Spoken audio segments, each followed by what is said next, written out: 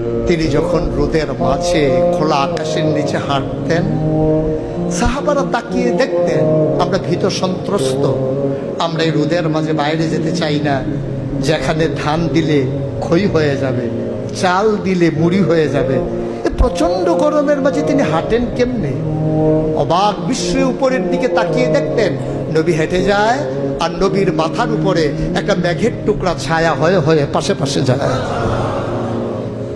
এবড়ো থেবড়ো পাথরগুলোর উপর দিয়ে আমার নবী যখন হাঁটতেন, পাথরের কোনা বের হওয়া পাথরে সবাই হাঁটতে ভয় পেতেন, অথচ নবী সেই এবড়ো থেবড়ো পাথরের উপর দিয়ে হেঁটে যেতেন।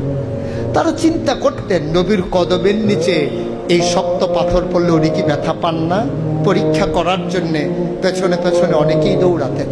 দৌড়ে দৌড়ে নবীর কদম মুবারকের নিচে যে পাথর পড়ে গিয়েছিল ওরা হাতে তুলে দেখতেন নবীর কদমের সম্মানে শক্ত পাথর তুলার মতো নরম হয়ে গেছে। এ নবী আমার নবী, এ নবী আপনার নবী, এ নবী আমাদের নবী। আমরা প্রাউড ফিল করি।